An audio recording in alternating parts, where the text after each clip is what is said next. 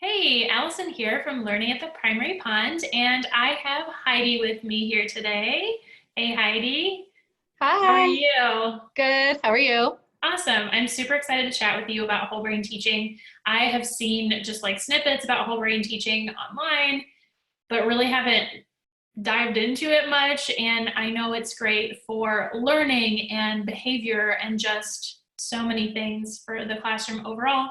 I know you know a lot about it and our first grade teacher using whole brain teaching. So why don't you go ahead and just tell us what whole brain teaching is like in a nutshell? Okay. So in a nutshell, whole brain teaching is just a plethora of strategies that you can use in your classroom, as you said, for behavior, instruction, student engagement. It uses the whole brain for learning. So kids are using their visual cortex, their motor cortex, their prefrontal cortex, language and listening. Um, so the limbic system for emotions, it just brings the whole brain together, and they're using their whole brain when they're learning. So going like so much far beyond just like that traditional like school stereotype of like sit and listen or read Yes. this, like that, right? Yes. And what we say is, like, when we do a live conference, we teach about the brain. And so traditional lecture, sit and listening to the teacher only uses one part of the brain. So one little teeny tiny spot on the left side of the brain is all that's being activated in traditional lecture classroom. So whole brain teaching just brings all those parts together. So a lot more comprehensive. That's cool. So how did you, I guess, get involved with whole brain teaching or learn about it? How did that happen? Yeah, so long story short, my second year teaching, my school that I was at became a priority school. And are you familiar with that at all? Is that like the test scores and student performance require more attention and more stuff Yes. to be happening? Yeah. Yes, so they're pretty much like a failing school. They were identified from a group who was long gone from our school. It just took that Oh. long to identify us, and so it was kind of a mess. And what happened was, because all this stuff then comes at you from the government side, Yeah. of things that you have to do. And one of the things we had to do was go to school with the kids for 8.5 hours a day. So normal school days like 7 hours. We were there 8.5 hours with kids. Um, and we had new principal. We had all these people coming in from the Department of Instruction, with the Wisconsin Department of Instruction. And that year, I was blessed with 36 first graders, and 26 of them were boys. So, I mean, anybody who's taught any grade can kind of relate. That's crazy. 26 boys. Oh And my these God. weren't just even like regular boys. They were like the angriest 6-year-old boys ever. It was insane. And I always considered myself like to be strong at classroom management. Mhm. Like that's my strength, like organization and all that. I'm not good at that, but classroom management, I got that. And then I got this class and I was like, I don't know what I'm doing. And and we had 36 kids. We got a third first grade eventually, but not until November. So I had 36 of these kids and 26 boys until November. And so I went home on Thanksgiving break and I was Googling like challenging kids, like what do I like, give me some ideas. And I came across this book that said Whole Brain Teaching for Challenging Kids, this one right here. It has this kid throwing a paper airplane, and I was like, I've never heard of this, but I have nothing else, right? So I ordered the book and started reading it. And to be honest, I was like, I don't know, this sounds kind of weird. But I was really like, I had nothing else. So Desperate. yeah. And so in between Thanksgiving and Christmas, I just started with the basic attention getter, which is a class. I say class, the kids say yes.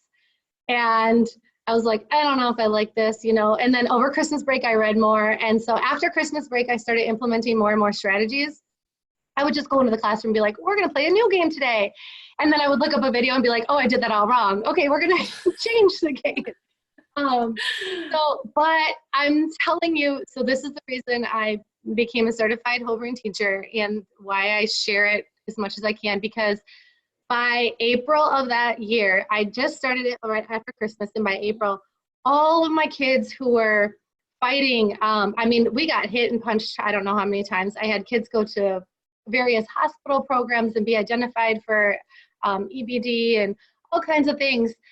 Those same kids were not only sitting in the class participating, but also standing up and actually teaching the class.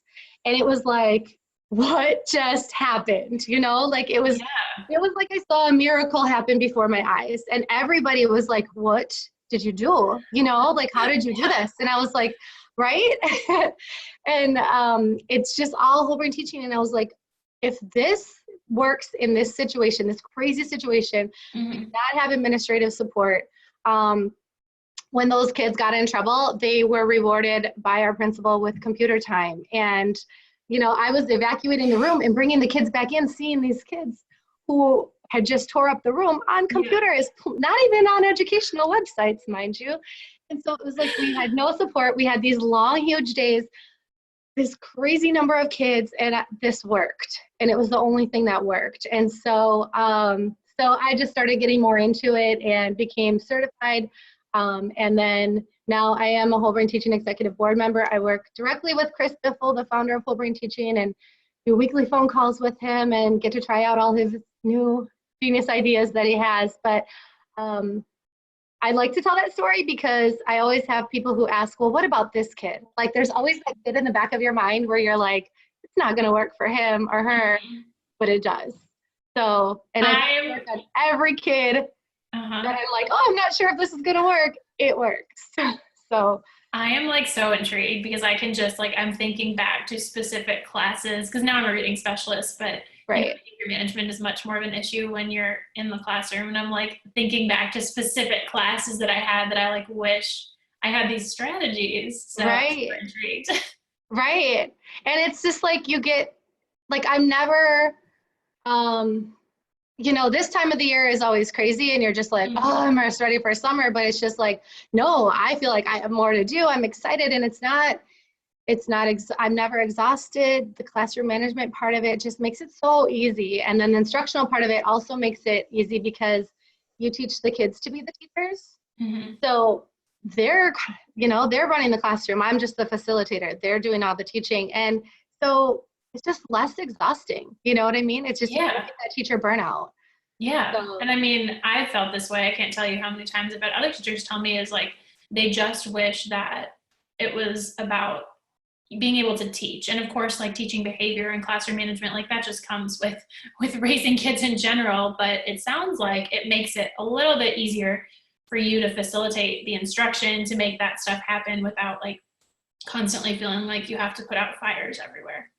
Exactly. That's exactly what it is. And I've gotten so many kids where, you know, the teachers before you warn you about these kids and it's just like, okay, you know, and I just take it with a grain of salt now because it's like, I know I can get to this kid because I have all these strategies. And I always say, it's not me, it's whole brain teaching. You know, I couldn't do this without whole brain teaching. But I've transformed all of those kids that I've ever gotten that says, you know, oh, this one, you better be ready for this one. Like, okay, I am, you know, so, and it's like, I don't have to waste time. Because even in whole brain teaching, so procedures and rules and all that is all made into a game. It's just the way that you review it, the way that you teach it is fun. So that's not even, you know, it just becomes you'll take way less time on that kind of stuff. Yeah. That's great. Well, I'm like super hooked because I don't know a lot about whole brain teaching. I don't know what to ask first, probably to like dive in. So whatever you want to share, go for it. Okay. So I'll just start with Super Improvers, and I'm just going to show this book. This is the fast track. This is the new book. It is available on Amazon, but you do not have to buy it because you can get all of the whole brain teaching resources online for free. So if you go to wholebrainteaching.com, that's all on there for free. And we do have a Whole Brain Teaching official Teachers Pay Teachers store where all that is free as well. Oh, I didn't know that. That's cool. Yeah, everything with Whole Brain Teaching is free. There will be stuff that you'll see for sale on Teachers Pay Teachers, but it's against our legal policy for those teachers to be selling that. So But this is the newest book, and it's fast track. And the way that Coach recommends, and we all refer to Chris Biffle as Coach B. So if I say Coach B, that's who I'm talking about. And he really highly suggests now starting with our Super Improver team. So our Super Improver team is kind of based off the growth mindset, and we explain it with a little story about Slow Sammy and Fast Felicia. So 2 students, and every day those 2 students run a race, same race every single day. Fast Felicia wins the race every single day. Slow Sammy loses the race every single day. And then you know what's going to happen eventually after so many times of running that race. Fast Felicia is going to give up because she wins every day. She doesn't need to try. And Slow Sammy is going to give up because he's losing every day and he's over it. He's tired of running that race and losing every single day. And that's what we see happen in our classrooms a lot when we reward for ability instead of improvement. So we're rewarding those kids, and it is a hard thing to change. I even still struggle with it because it's like, you got those kids who they do everything you say, you tell them to do something, they're doing it, they're on task all the time. And it's like, it's so easy to just praise them and reward them. But eventually, they're going to stop trying too. There's still ways for your high flyers to improve. And then you got your ones, and that's when you're going to start seeing behavior problems, is when Slow Sammy is losing that race every day, right? He's going to give up, and what's he going to start doing? He's going to start acting out in other ways. Yeah. So the Super Improver team is a way for everybody to start at the same level. So there's levels, 10 levels. In primary grades, we start with turtle level. So turtle's the bottom level. Everybody starts at turtle. You only earn stars on your Super Improver card when you improve. So for Slow Sammy, if he can't write the letter A, then next week he learns to write the letter A, he earns a Super Improver star. For Fast Felicia, if she's already writing sentences with capital letters and punctuation, well, now she has to add more details to her sentences or use adjectives, or, she can still improve even though she's way higher than Slow Sammy. And so they only earn stars for improvement, not ability. When they earn so many stars, they move up to the next level. And the goal is to get to the top, and they become a living legend. They go on the wall, and they're up there forever in living legend status. So I've only had 3 living legends since I've been doing this in 6 years. Other teachers have lots of living legends. I'm just kind of strict with my stars. But that's their goal, is to get to the top, and just rewarding for improvement. And I love the Super Improver team because it reminds me that I can't reward Fast Felicia for just sitting nicely and being on task all day. She has to still improve in something. So it's a great reminder for students and teachers to just reward for improvement instead of ability. Does that make sense? Yeah, 100%. Okay. I feel like in schools, maybe not everywhere, but in some schools, even like there's this whole admin and school focus on like, oh, those kids, there's a focus on what they call the bubble kids, where like kids that are really close to being like achieving standards or whatever, and there's so much focus on them. But what about the other kids? Like, are the other kids not as important? Like, don't, like the lowest kids, they need to make improvement. The high kids, they need to make improvement. So I really like that it focuses on, no matter where you're starting from, no matter where you're starting the race, like you're moving ahead. It's not actually a race. You're not racing against other kids. You're racing against, or even the standards, you're really just racing against yourself. You're trying to improve your own stuff. And that's like a skill that can carry into adulthood, right? Like keep your eyes in your own lane. Like don't worry about what so-and-so teacher next door is super crafty. I'm not, like, just, you focus on improving your stuff. So yes. And that's with everything. There's a lot of games and stuff that are like, we have these super speed games with words and math problems and things. And the goal is always, always to beat yourself. So beating your own score. It's not finishing. It's not getting the most. It's beating yourself. So that's like with everything with whole brain teaching. And like you said, we do the bubble kid thing too, where we have to sit and we're like, okay, who are these kids?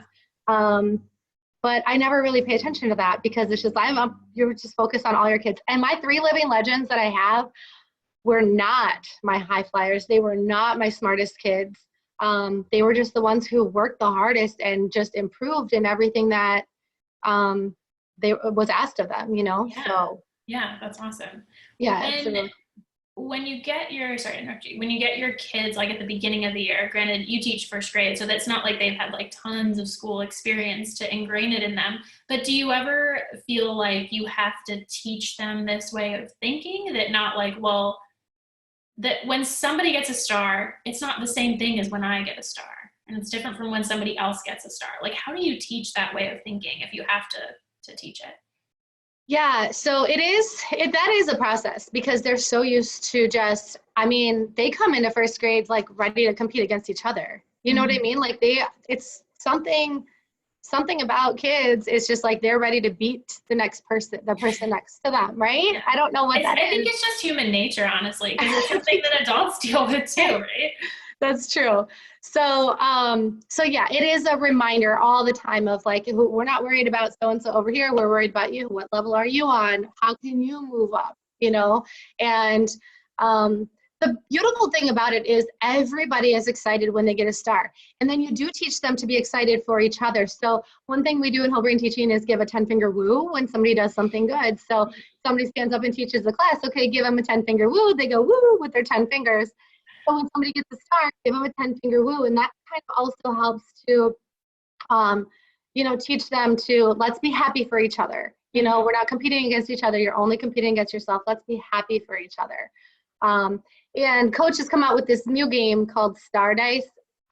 We probably don't have time for me to get into it, but it's just kind of like a time out for your behavior kind of kids, where they just get to roll a dice, and they can roll as long as they want to. And when they get a 5, or when they're ready, they can come back and join the class. And their reward for rolling a 5 is to give away a super improver star. So right? There's all, when he first said that, I was like, how does he think of this stuff, right? Like yeah. So their reward, when they're ready to come and join our indoor playground, that's what we call our classroom, they get to give away a star. So it's just, there's so much with whole brain teaching that's promoting kindness and, being happy for each other rather than competing with each other. That initially that is kind of a thing, but you just remind the kids, and then you use these other strategies with 10-finger woos, and we say please and okay, thank you, you're welcome. We use manners, and there's gestures for everything. So that's what I'm doing. That's what I'm thinking. Gestures for everything, because you have to use the motor cortex. But yeah, so it's just the whole nature of all these whole brain teaching strategies just builds such a positive classroom environment that that's not a huge issue. Does that make sense? Yeah, it does. Like, it just sounds like it's such, and these are values that I hold, but it sounds like you have like specific strategies to get the kids not only to like focus on themselves and their own progress, but to celebrate each other's progress. So it's like that balance of like individual focus, but also like group focus, like we're a team. Yes, exactly. Exactly.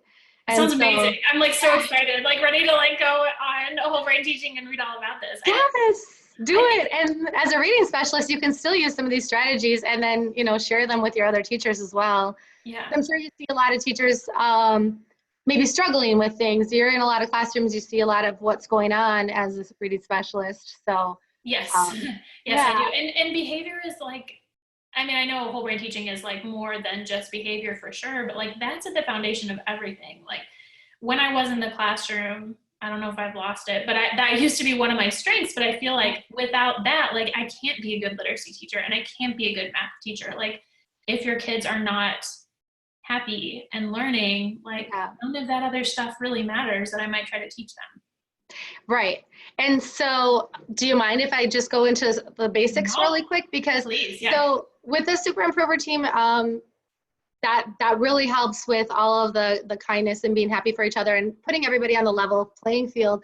But the basic whole brain teaching strategies, they help with behavior, like just like them alone just helps with behavior. So, like when I first started, I didn't know what I was doing, right? So I just started the basic strategies, and that is mostly what transformed my class. I started the scoreboard and the Super Improver team as well, but that came later because it's a lot. And I always tell teachers, so any teachers watching this and wanting to go back and implement it, to start slow. A lot of times you know, it is exciting. Like I was super gung ho, like, okay, this is working. I'm doing this. Let's go. And I would stay at school till like 8 p.m. getting everything together and trying to figure it all out. But I did start really slow also. So it's just, I don't want teachers to get overwhelmed and be like, okay, none of this is working just because they're focusing on too much at one time. You know what I mean? Yeah, for sure. Because it's a whole different way of teaching. And we didn't learn this in teacher school. And it feels weird at first. It did for me, at least. To be doing all these gestures and these call and response things. I was like, I don't know about this, but it works. It works so well. So I already showed you, like, when we ask our students to do anything, we would say, like, take out a pencil, please. My students in first grade do what's called the three-peat. So they repeat it 3 times, and then they do it.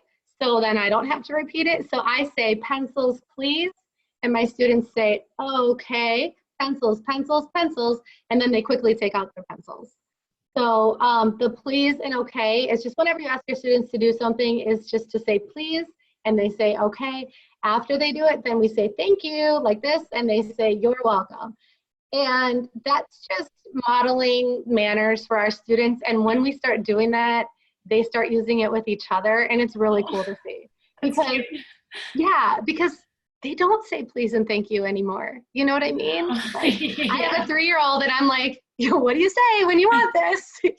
And it's like every single time I have to remind him to say please and thank you. And it's just, this is a basic, really quick thing that you can do with your kids. And then the class yes is our attention getter. So however we say class is how the students respond with yes. So if I whisper and say class, class, they say yes. And then you make it fun after your students understand the expectations. So the expectations are for them to stop what they're doing, turn to look at the teacher, and fold their hands. And that's for any grade. The older kids, they can put their hands at their sides or put them on their legs or something, but we want their hands somewhere so that they're not still doing what they were doing something. Yeah. Their hands are not folded or somewhere. They're going to be doing whatever else besides listening to you, right? And for our attention getter to be effective, you really have to teach those 3 strategies. So I'm going to post a video on Instagram coming up, but it's just step-by-step teaching the kids how to, okay, when I say class, class, you say yes, yes, and then you freeze. You know, that's how I teach them. You have to stop. And now when I say it, you're going to freeze and you're going to turn and look at me with laser eyes. And now when I say it, you're going to stop, you're going to freeze, turn and look at me, and you're going to fold your hands like this. You know, so it's like explicitly teaching them these expectations and practicing them. Yeah. So now I'm to the point by at least like the end of September, October, where I say class, class, everybody's like, yes, yes. And they are looking at me and I have their attention. Can I like interrupt you for a second? Yeah. When you're teaching that, what do you do? So you say class, class, and you have a little friend who's like, just like not, you know, either willfully or like, you know, unintentionally ignoring you. How do you address that behavior? What do you do with that? It depends on the time of the year. So in the beginning of the year, nope, just ignore it. Because you are going to have those kids who don't buy in right away. But how many are there going to be of those kids? Maybe what, 2, 3? In primary, yeah, not that many. In primary, yeah. If you're really lucky, you might have like 5 or 6, right? I did 1 year. No, I did that first year. I had 26. But you just don't, and this is the thing that we have to retrain ourselves on, right? Because we are so used to we see them and they're not doing what we told them to do, and we need to address that, right? Yeah. We don't. So we still have how many other kids? 20 other kids who are doing it and they are ready. And so we can just ignore that for now. Later in the year, I use the scoreboard strategy, so I can talk about that in a little bit if we have time. Yeah. But it's basically, you can do teacher versus students or smiley versus frowny, and you give points based on if they're following directions. And it kind of peer pressures the kids into doing what they say. Yeah. You never call out a name for a negative point, but you say, oh, I had a friend over there who didn't fold their hands, mighty groan. And kind of everybody's going to know who it is, but they'll kind of just give them the look like, you know? Yeah. And then the kids are kind of doing that work for you.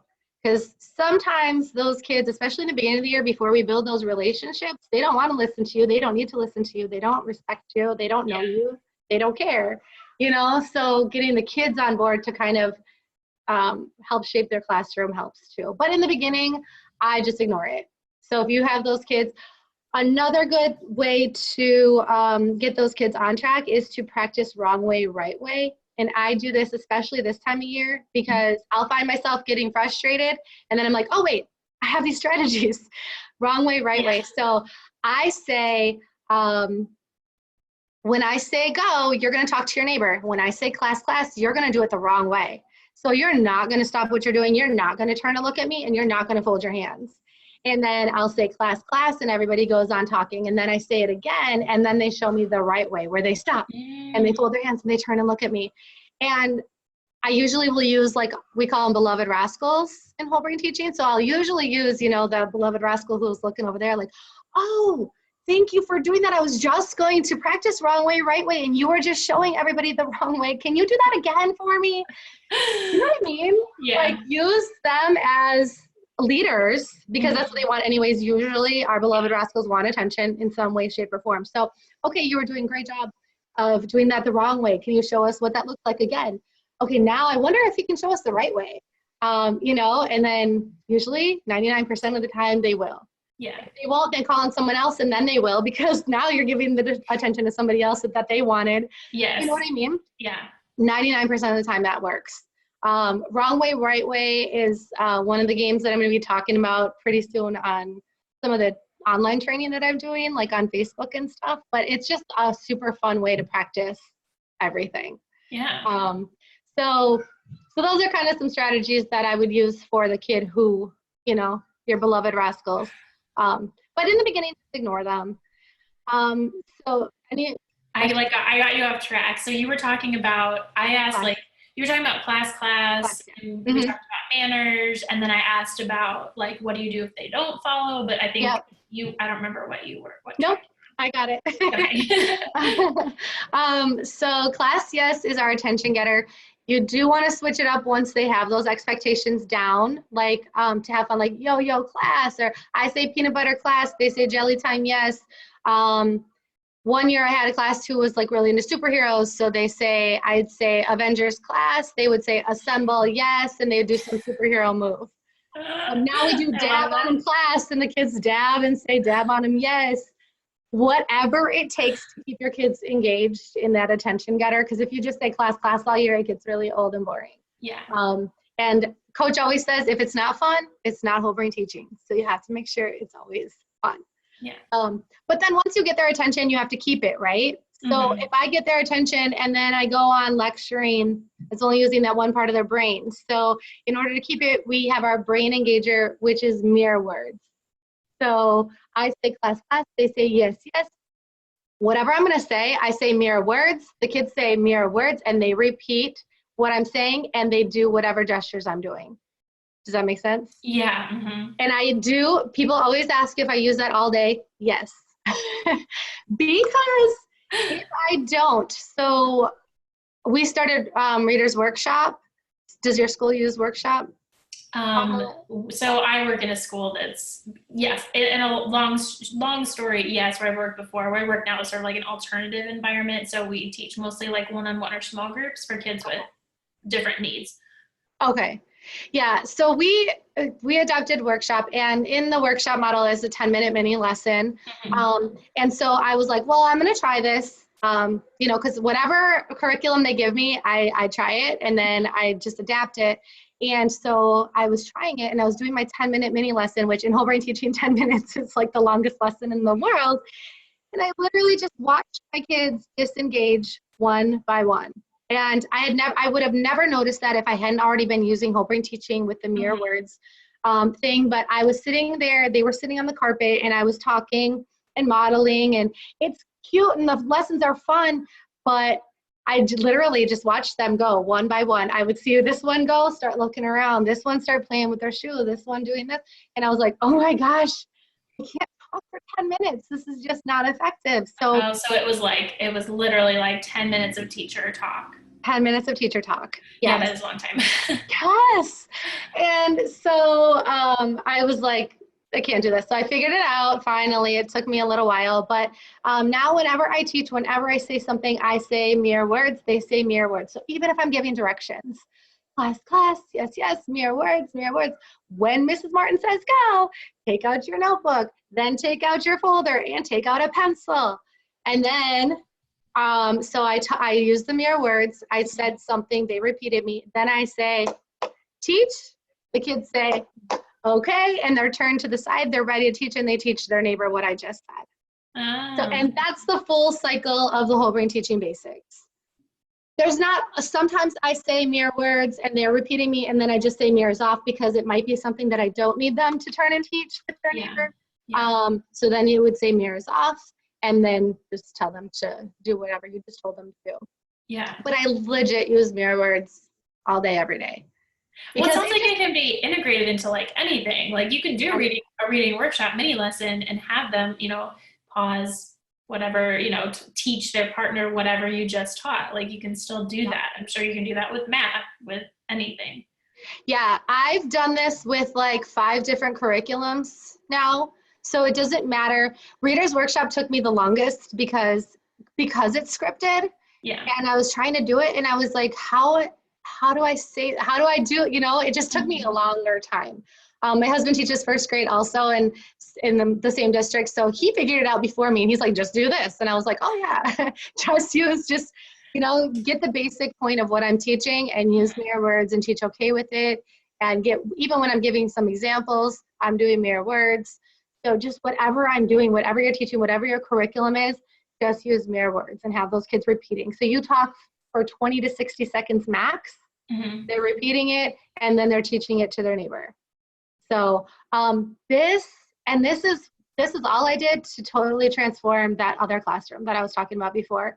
And the following year, using these strategies, I taught my first graders multiplication.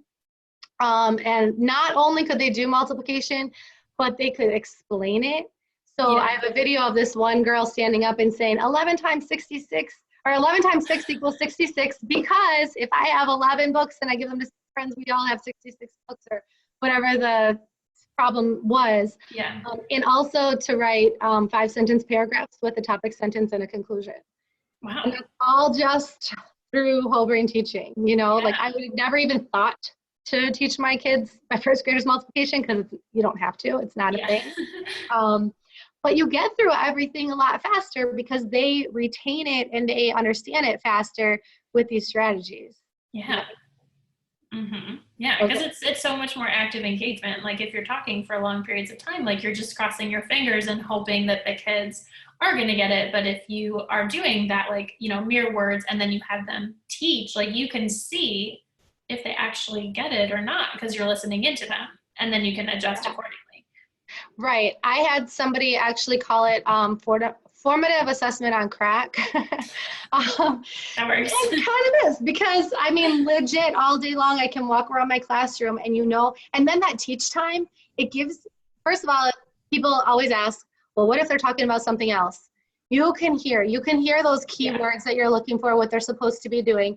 And also, that's your time to walk around the classroom and listen in, and you can see who's getting it and who's not getting it. So that's your time to go to those ones who aren't getting it and help them, you know, with the gestures and repeating. And so it is formative assessment on crack, and you can kind of really just see who's got it and when you're able to move on so easily because you're just watching them, you know, you're watching them all the time and you're listening to them all the time. And then starting the first week of school, I teach my students how to stand up and say class, how to say mirror words, how to teach something, how to do this, and then how to walk around and monitor the class. So starting the first week of school, I'm teaching them how to be the teacher. And it's just so great because I literally only have to teach something one time, 2 times max if it's like something a little bit more in depth. And then the next day I'll go in and I'll say, who can teach the class this? And usually it's going to be your high flyers at first, but that doesn't matter. I just call on them. They teach the class. The next day they're going to get more hands. The next day you're going to get more hands. And I'm to the point of this year now, I use a spinner. So I just use a spinner, or you know how you can draw sticks, or you could use whatever. And every single one of my students can stand up and teach whatever it is that we're learning about.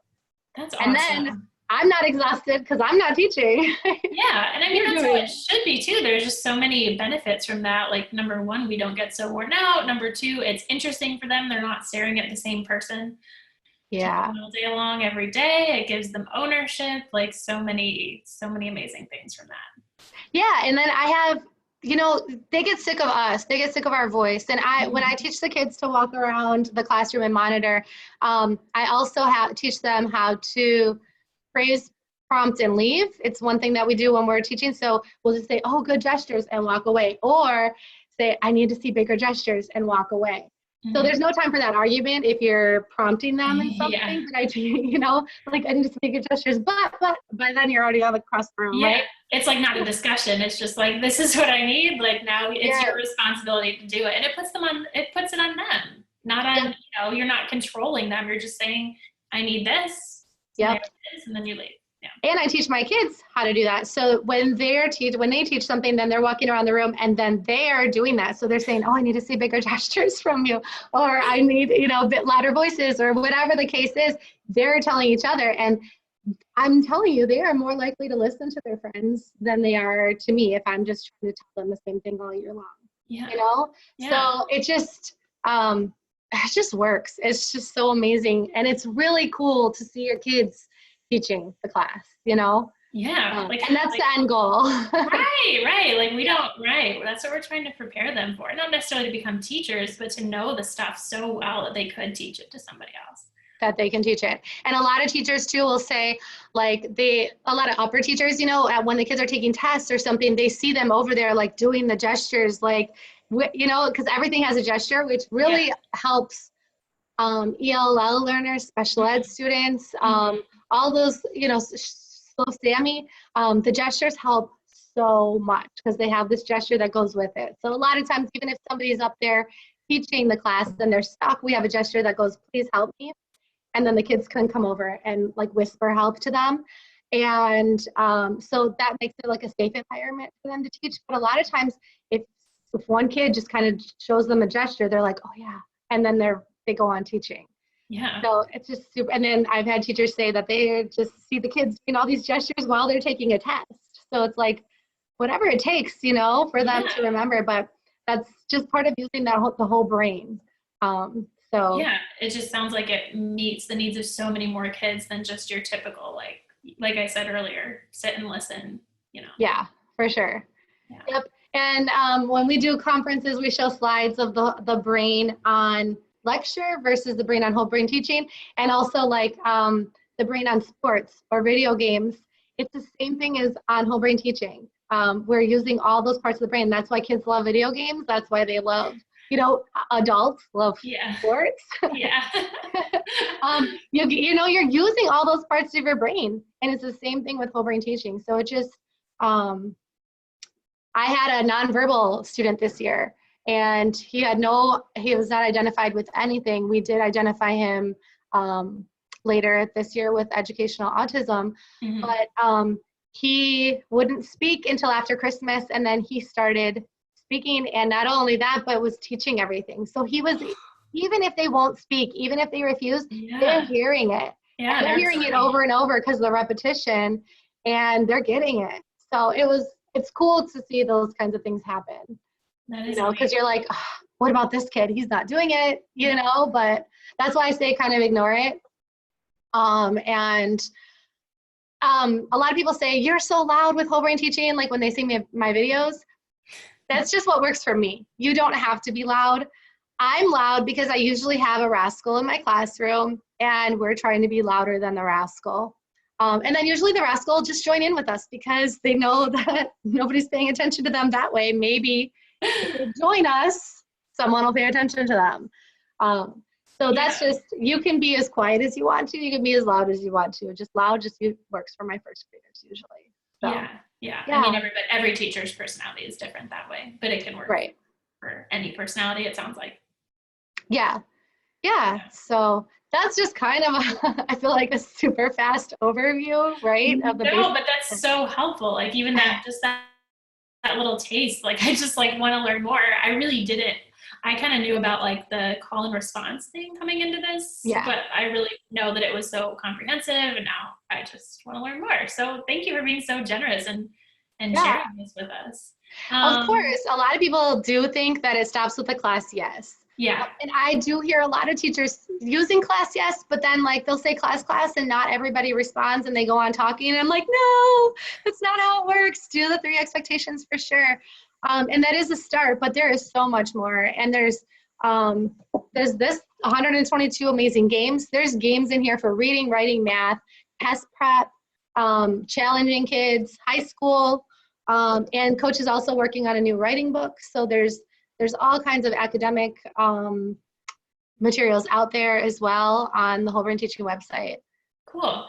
If someone like me were going to say like, okay, like I really want to dive in, where would be a good starting point? Like either a book or like something specific to look at on the website. Like where would you say this is a good place to start? So I definitely recommend starting with the Fast Track book. Okay.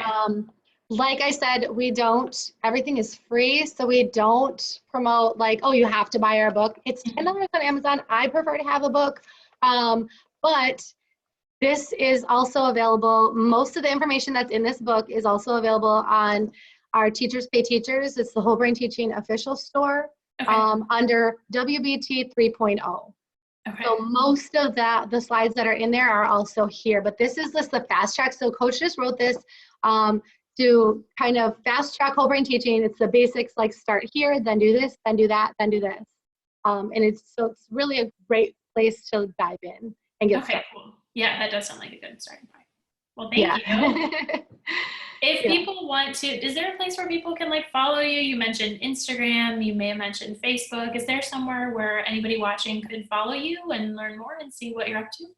Yeah, for sure. So I'm doing lots of trainings on Instagram and my stories and on the Whole Brain Teaching page stories on Instagram. So at Instagram, it's Whole Brain Teaching.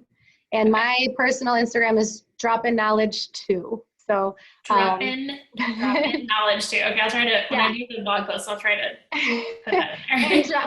I can email it to you, but drop in is there's no G at the end. So just drop in knowledge 2. Drop in knowledge too. Mostly on there. And then if you're not an Instagram person or you're a Facebook person, on the main Whole Brain Teaching page, on the Facebook page, we're doing lots of trainings on there. We just started something where we're integrating Whole Brain Teaching with Class Dojo for Class Dojo teachers. And then doing more of the games and stuff like that we're teaching about. So that's definitely a great place. There's also a group called Super Improvers that Coach goes live at that group, that Facebook group sometimes, teaching all those new strategies, that star dice that I was talking about earlier. And anytime you have a chance to hear Coach live, it's a great opportunity. He's just so genius, and he comes up with all these new ideas, and almost every single one of them is just like brilliant stuff that you would never think of yourself, but it's all free and easy. Yeah. So anytime you have a chance to listen to Coach live is definitely worth it. Well, for sure. Now I'm dying to. Are there conferences too, or do you do it? So if you go to the wholebrainteaching.com on the main page, just scroll down, and it's all the conferences are listed. We're doing a lot this summer, regional conferences, and then there's only 3 listed right now, but we'll be adding more. Okay. And if anybody's watching in their district, if you get your district on board, we can go anywhere we're invited. So there's a place on the Whole Brain Teaching website to request a conference, and you can just fill out that submission form and we'll get back to you with more information. Awesome. So it's definitely worth attending a live conference. I went to every single conference I could find in my area. There's not that many of us. We're a grassroots movement, and we're all currently working teachers. So sometimes it's hard to find a conference. That's why I say it's easier to get your district on board and then bring us there. But any conference I could go to, I went to, and I learned something every single time. I still do. If I can go to a conference with one of my colleagues from Whole Brain Teaching, I will. So they're just so much fun. So much fun. So. Awesome. Well, thank you. Again, I really appreciate you doing this. You've been so generous with your time. I know I'm going to go and possibly buy that book and look on the website. Super excited to do that. So thank you so much, Heidi. It's really been a pleasure. Thank you. It was really nice to meet you. I've been following your blog for a long time. Thank you for sharing all the strategies that you share with us as well. Oh, So, thank you. we I appreciate it. that. Thank you. Yeah. All right. All right. Thank you so much. Thank Bye. you. Bye-bye.